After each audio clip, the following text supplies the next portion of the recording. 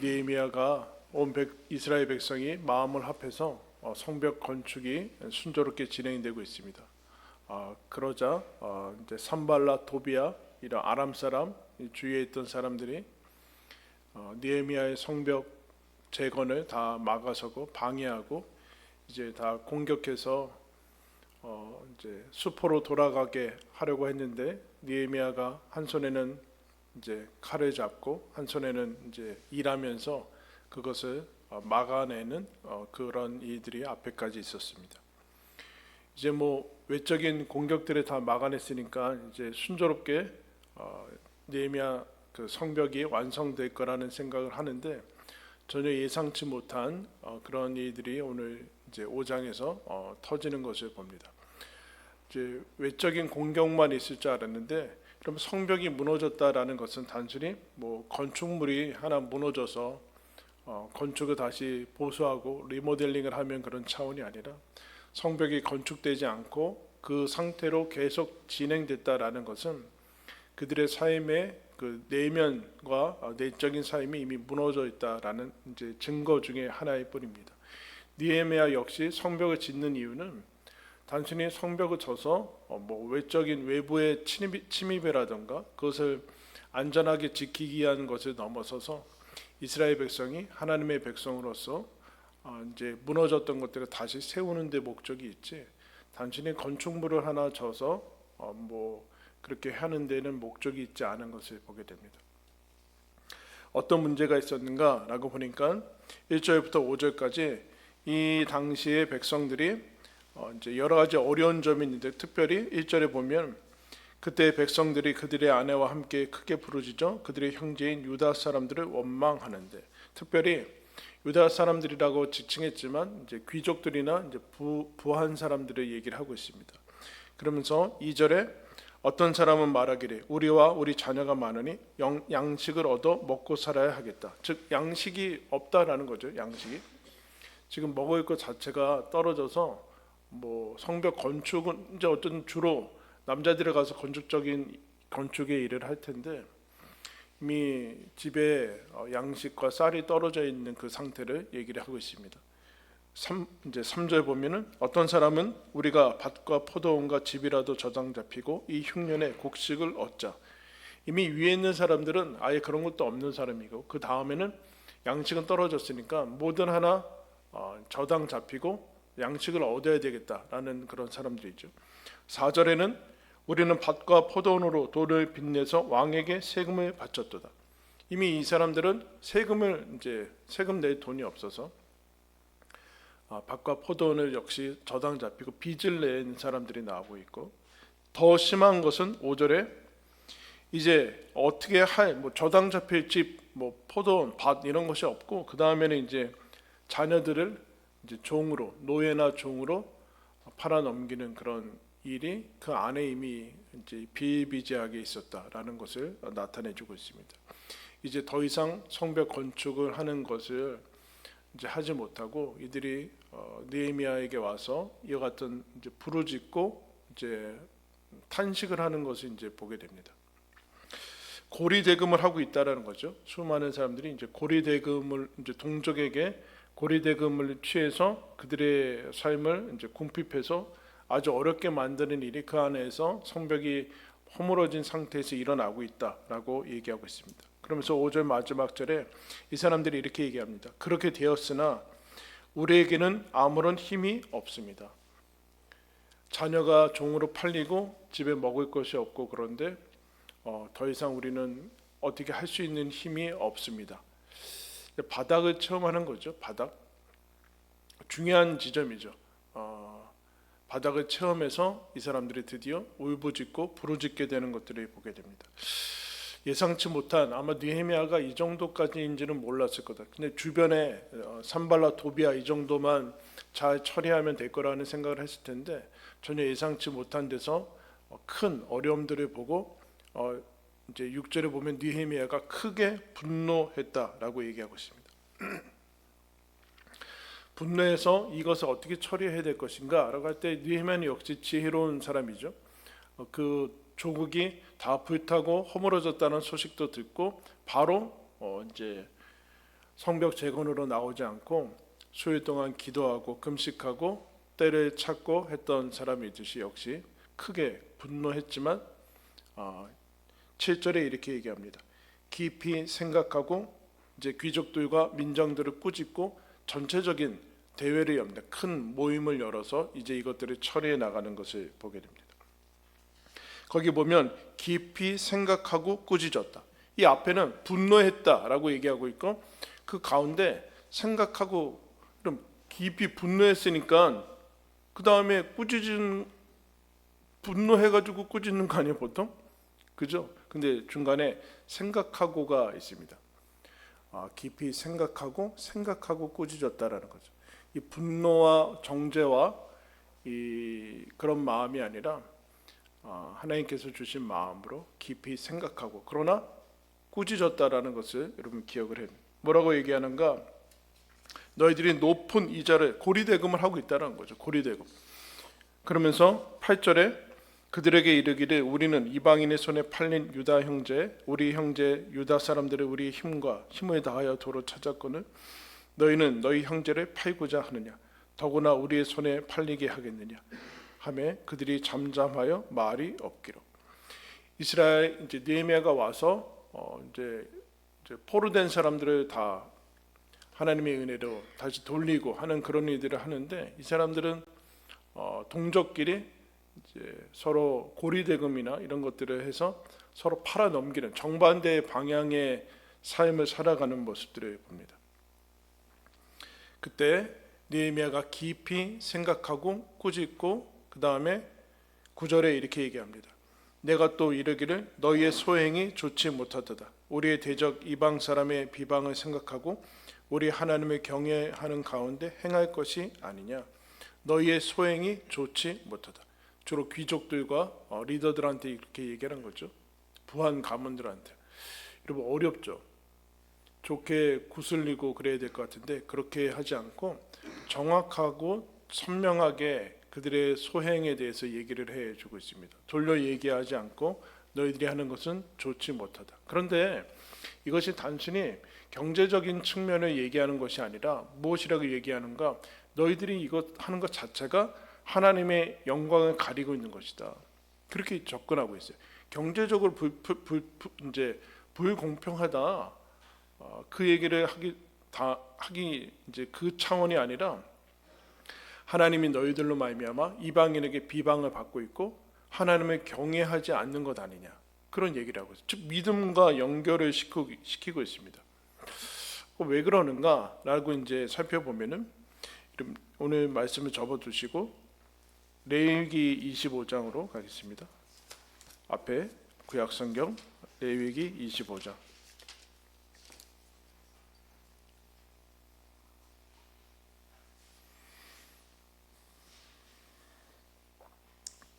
185면에 있습니다. 186쪽 레위기 25장 35절부터 보겠습니다.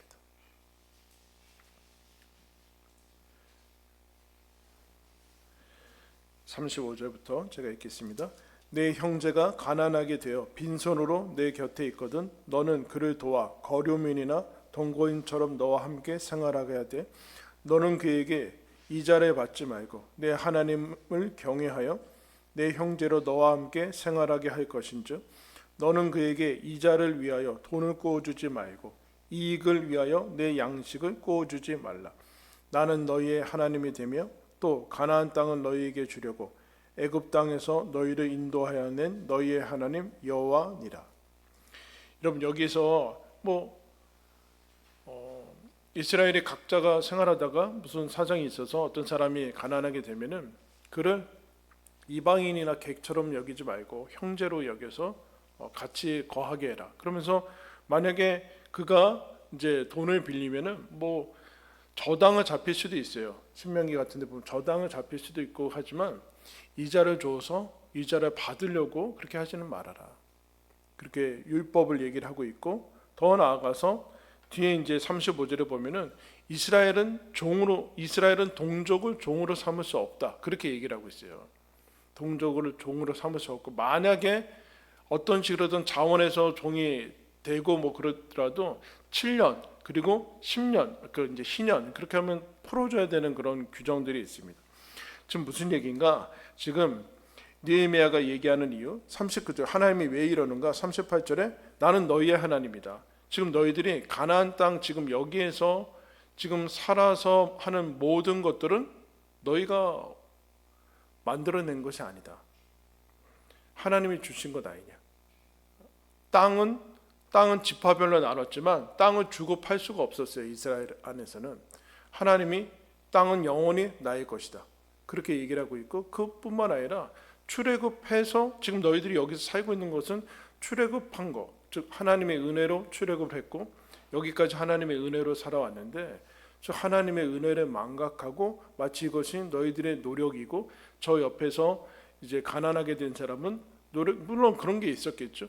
그래서 마치 그렇지 않은 것처럼 해서 그것을 통해서 연약하고 취약한 상태를 통해서 너희들이 부를 축적하지 말아라 라는 율법의 얘기를 하고 있습니다. 무슨 얘기인가? 그럼 지금 느헤미야가 다시 본문으로 가면 느헤미야가 왜 이 사람들을 불러서 꾸짖습니까? 너희들은 하나님의 아까 레위기에서 얘기했죠. 하나님의 경외하는 가운데 이자를 주지 말고 그렇게 하지 말아라 얘기하는데 하나님의 말씀대로 너희들은 살고 있지 않다. 그 얘기를 하고 있습니다. 즉 하나님께서 주시는 구원, 자유 그리고 우리가 서로 그 은혜를 함께 받아 누리고 있는 형제됨 그리고 하나님이 지금까지 우리에게 모든 것을 주신 것이라는 은혜라는 그 모든 것들을 다 잃어버리고 너희들은 스스로 안전과 생명과 그것들을 확보해서 그 안에서 그것들을 통제할 수 있다라는 착각 속에 살고 있다. 그것을 뭐라고 얘기해요? 탐심이라고 얘기합니다. 탐심이란 하나님 아닌 데서 자신들의 안전과 생명을 확보할 수 있다라는 환상과 착각이죠.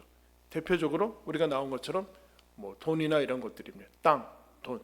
이 땅만 있으면 내가 내 생명을 얼마든지 확보할 수 있다.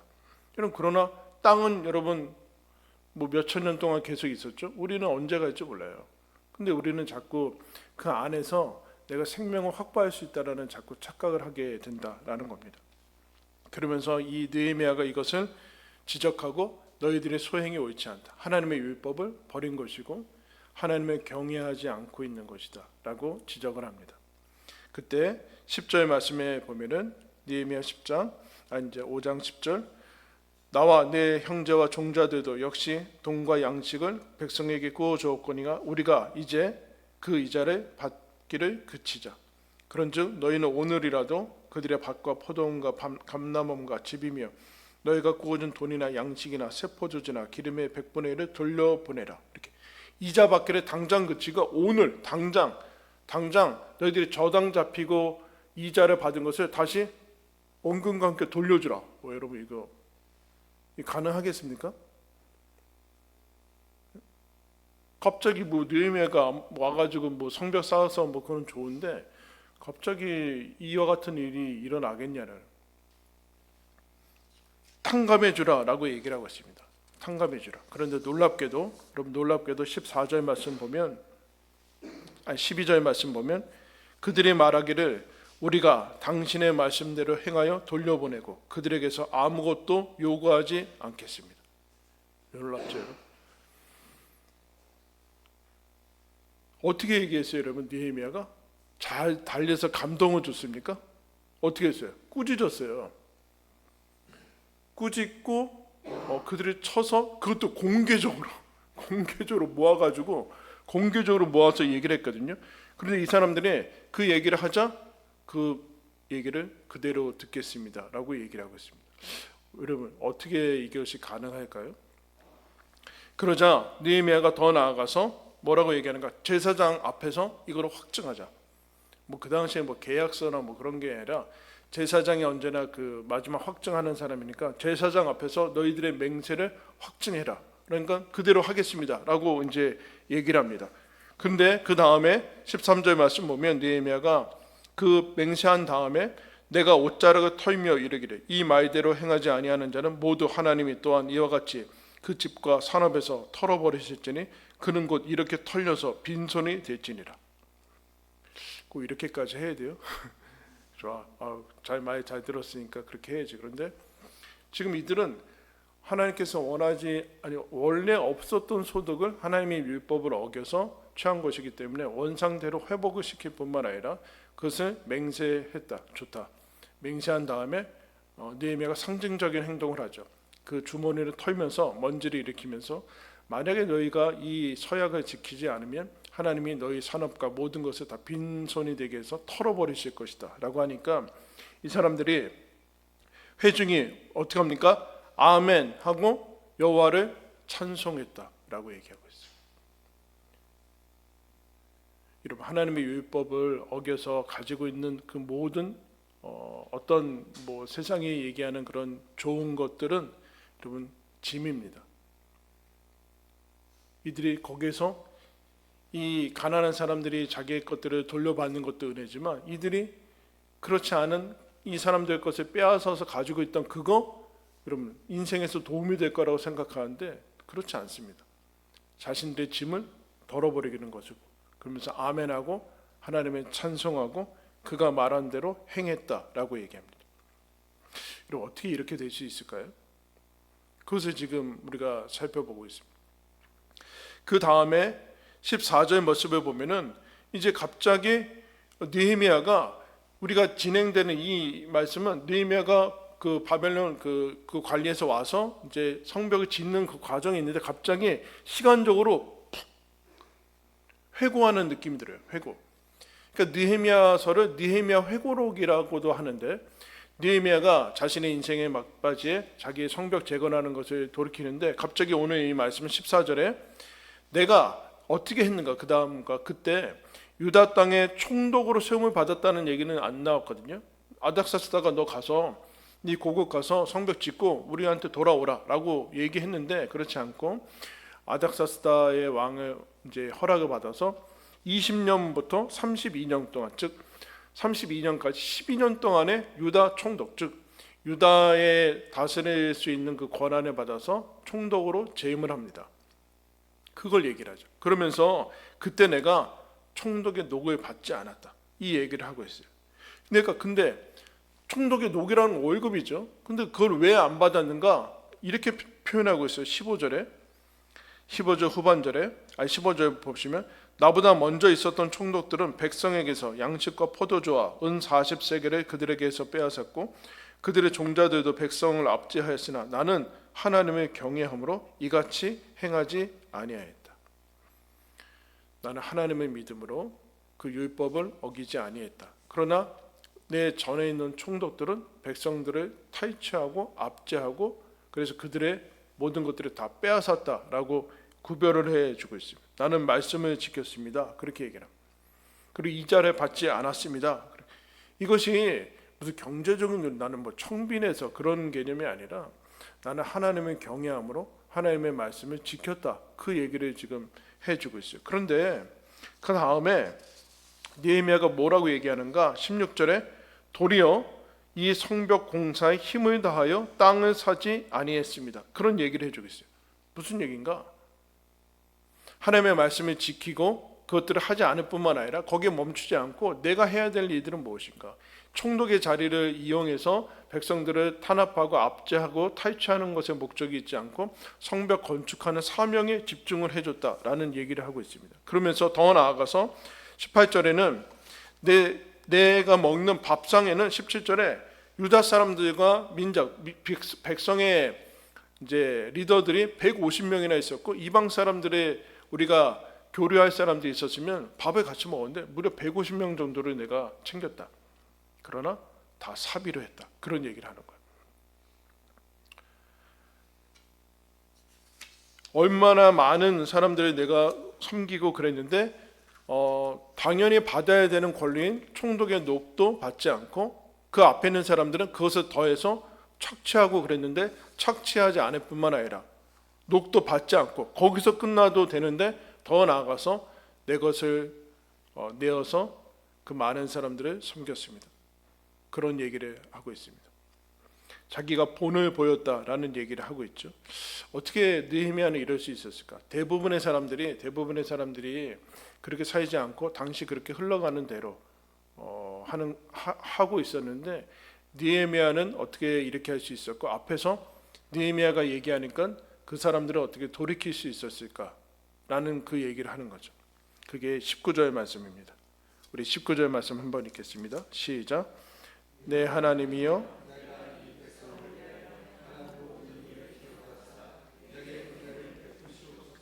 어떻게 됐어요? 은혜로 된 거예요. 은혜로. 어떻게 그 사람들이 느헤미야 말을 듣고 다시 원위치로 회복을 했을까? 은혜가 하는 일입니다. 느헤미야는 어떻게 그렇게 할 수 있었을까? 은혜로 하는 거예요. 은혜로. 여러분 은혜가 뭡니까? 잘 아는 이제 보편적인 그런 정의는 받을 자격이 없는 자에게 주어지는 호의나 선물을 얘기합니다.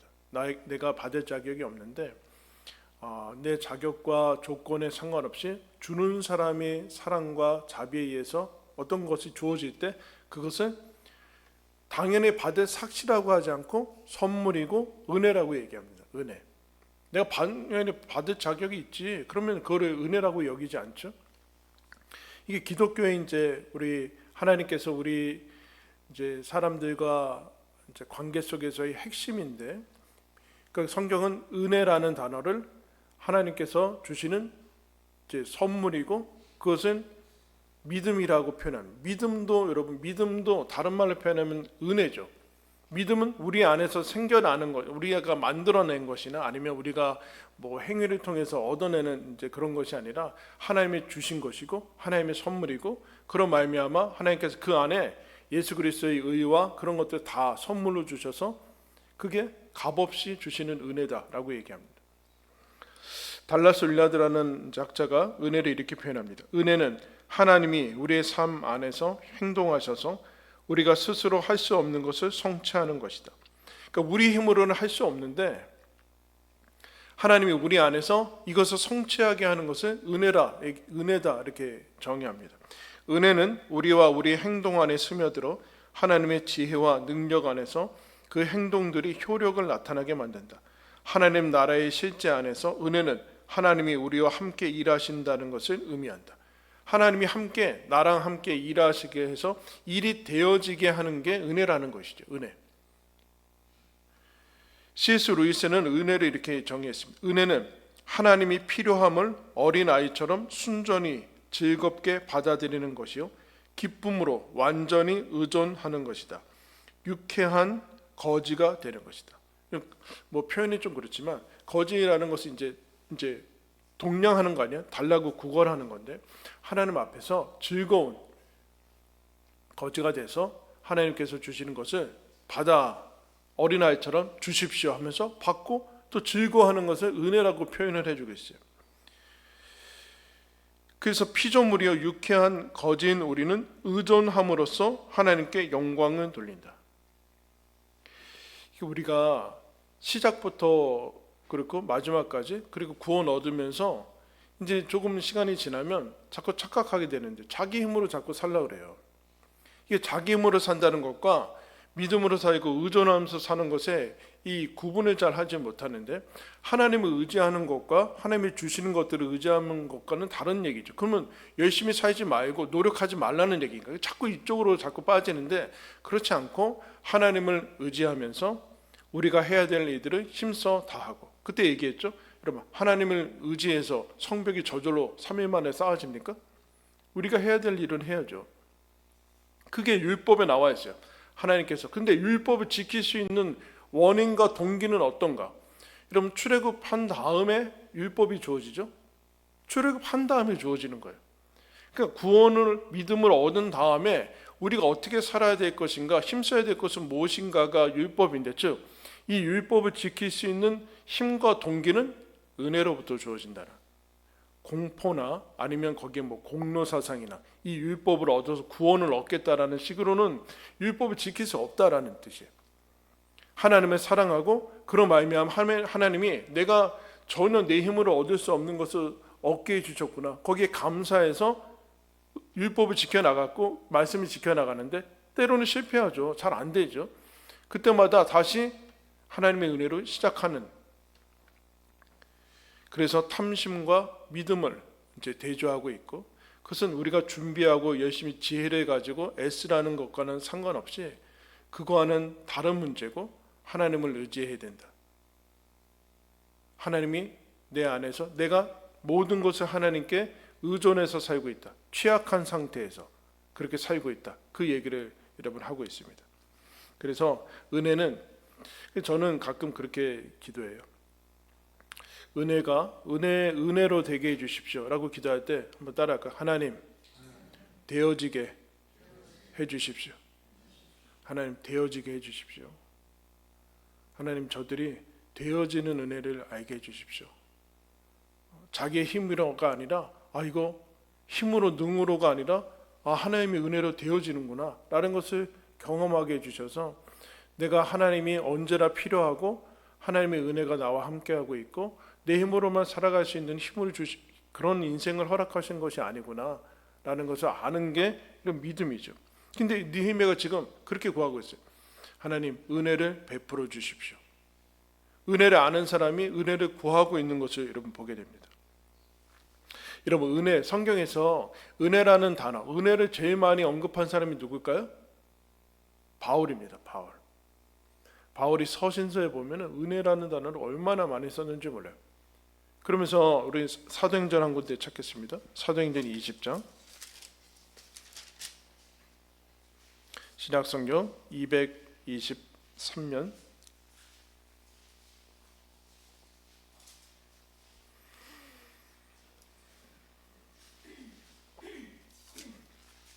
사도행전 20장 17절부터 보겠습니다.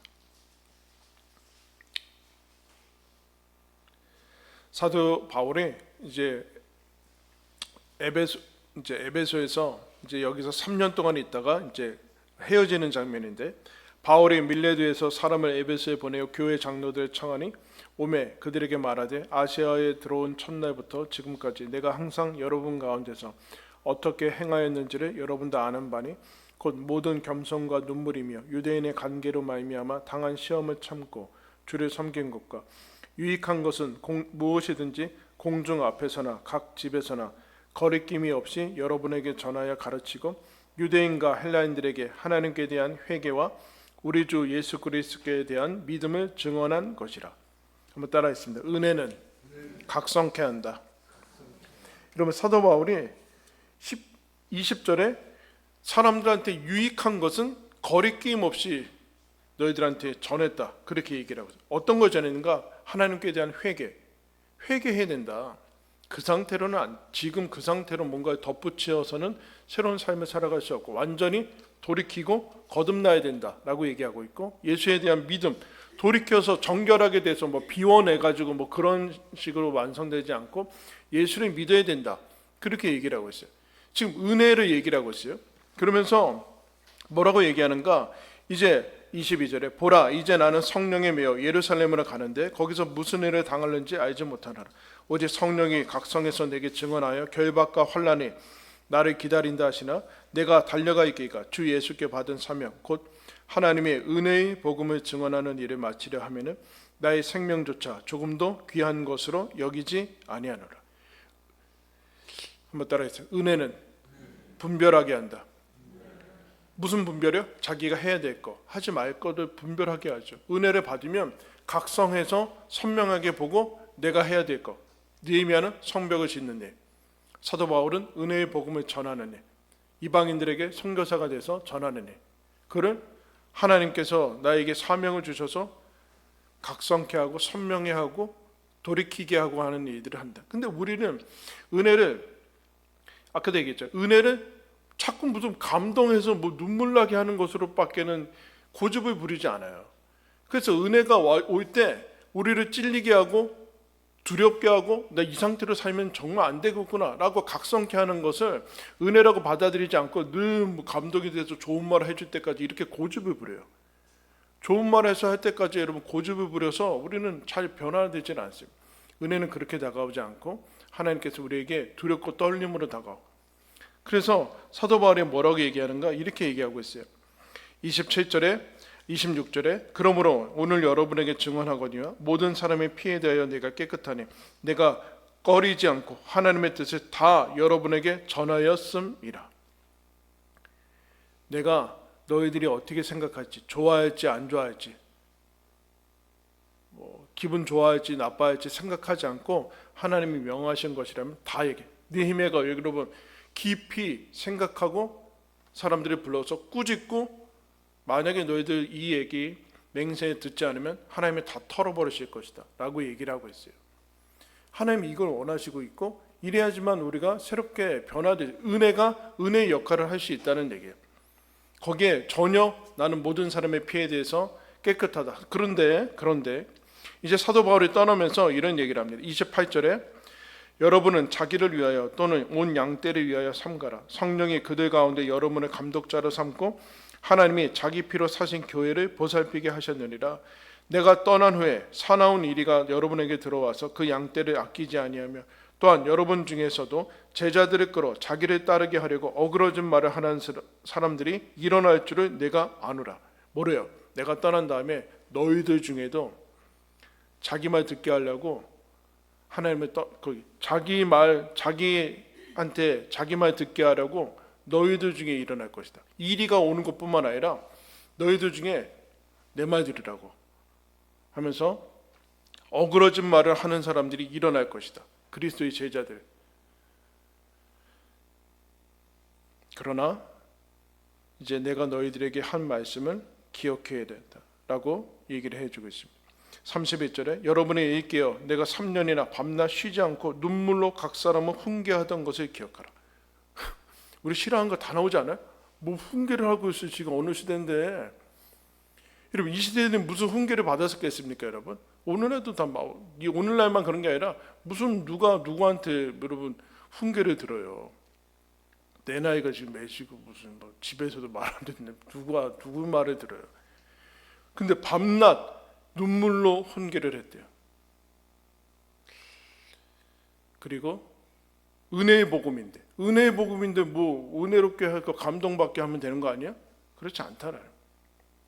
은혜만이 각성케 하는데 그것은 우리가 원하는 형태로 오지 않을 수 있다. 그게 원하는 상태로 오면은 20절 너희 중에 이 사도 바울 떠났으니까 이때다 하면서 자기 말 따르게 하는 그런 사람들이 있다. 그 다음에 33절에 내가 아무의 은이나 금이나 의복을 탐하지 아니하였고 여러분이 아는 바와 같이 이 손으로 나와 내 동행들이 쓰는 것을 충당하여 범사에 여러분에게 모범을 보여준 바와 같이 수고하여 약한 사람들을 돕고 또 주 예수께서 친히 말씀하신 바 주는 것이 받는 것보다 복이 있다 하심을 기억하여야 할지니라. 왜 갑자기 이런 얘기를 할까요? 무슨 본이 됐다는 겁니까? 제가 은혜의 본이 되었습니다. 제가 은혜 받은 사람입니다. 죄인이요 핍박자고 크리스찬들을 다 죽이고 감옥에 넣는 일에 앞장섰던 사람이 은혜를 받았습니다. 거기에 하나님께서 은혜의 본으로 저를 세우셔서 지금 이와 같은 일, 베드로처럼 그렇게 교회에서 해도 되지만 저는 저희들이 쓸 것을 충당하면서 그렇게 살았습니다. 주는 것이 받는 것보다 복이 있습니다 라고 얘기를 해주고 있어요. 느헤미야가 했던 거와 비슷한 거죠. 느헤미야도 그렇게 하지 않아도 되는데 하는 이유는 우리가 그렇게 하지 않은 이유를 넘어서서 스스로의 권리를 포기하는 것이 총칼을 들고 있는 하나님 앞에서 그런 게 아니라 하나님께서 나에게 주신 것이 더 크고 이것과는 비교할 수 없습니다. 그 얘기를 하는 거예요. 여러분 그런 말이 있습니다. 주지 않는 것은 지킬 수 없다. 지키려면 줘야 된다. 지키기 위해서는 줘야 된다. 그렇게 얘기를 해요. 여러분 이거 마태복음 25장에 나왔잖아요. 마지막 양과 염소의 비유. 믿음을 지키기 위해서는 나눠야 돼요. 나누지 않는 것은 지킬 수 없어요. 토마스 아퀴나스라는 사람이 우리가 하나님께서 주신 것에는 좋은 것 두 가지가 있는데 잘 알다시피 좋은 것에는 우리가 먹는 음식, 양식, 우리가 요즘에는 화폐를 대요. 돈, 이런 것들이 좋은 하나님이 주신 선물이죠. 근데 여러분 이것은 나누면 반이 됩니다. 그죠? 밥을 나누면 반이 되죠.